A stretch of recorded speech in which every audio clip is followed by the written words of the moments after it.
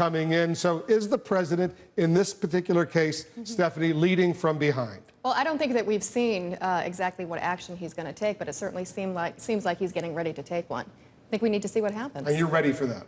You think he should? I think he should, and I think he will. What do you want him to do?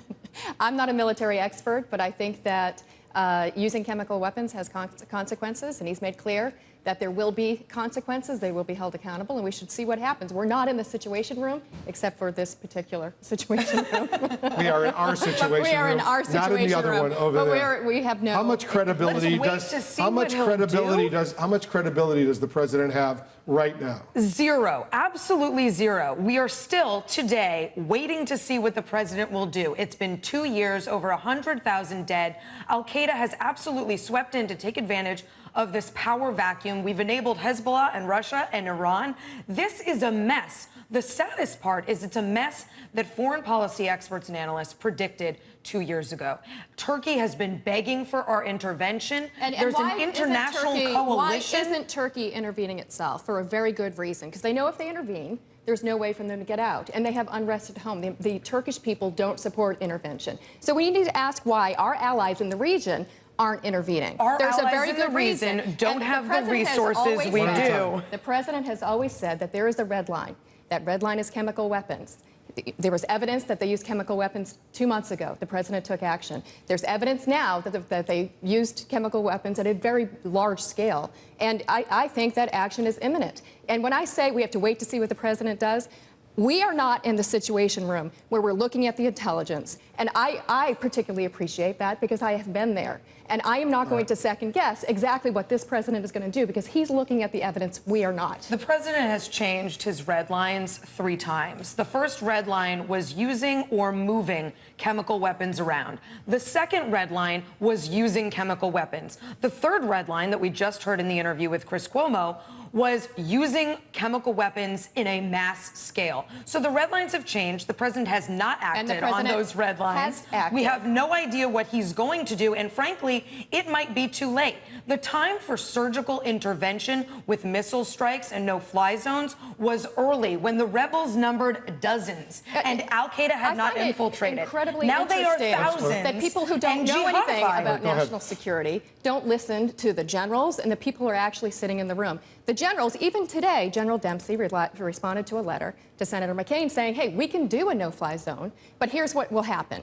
It'll cost $500 million to establish one. It'll cost us $1 billion a month, and it puts American lives at risk. Oh, and by the way, will it have any impact in the status quo on the ground and change the playing field in terms of the opposition? Probably not. Because that's all ground forces that are attacking the opposition. It's not airstrikes. So I think that facts here matter. Talking points don't. Absolutely, facts matter. I'm not inventing these arguments or these concerns. 2 years ago, I was writing about these issues because I was listening to experts and analysts who were weighing in about the concerns of the global region and the stability of that region. These are concerns that are not the inventions of pundits. These are concerns that anyone with any experience in foreign policy would look and be able to predict. Let's look at where we are now. Instead, the president has dithered for 2 years on this issue. So now there's been broad-scale evidence of a massive chemical attack. Action seems imminent. There is an opportunity here to rally the world against the use of a weapon of mass destruction. If we go into Syria, we are now going into Syria with force and strength instead of going it alone. And I think that matters. That doesn't just matter to me, but it matters to the American people, and it matters to our U.S. military. Does it matter? To use missile strikes now looks weak and ineffective, like we are out of options. That is not a long-term plan.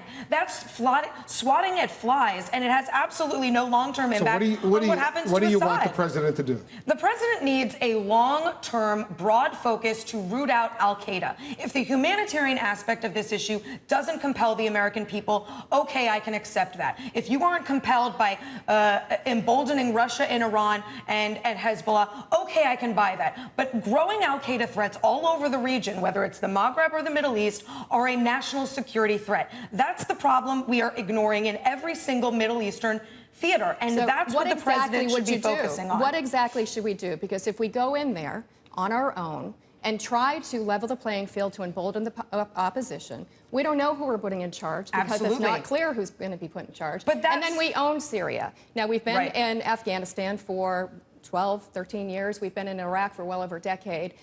Now we're about to take ownership of Syria, and there's no good solution. Going in and using military force without knowing what your end game is a dangerous proposition. I couldn't agree more. I hope we don't. What happens. We've learned that mistake. It's too late.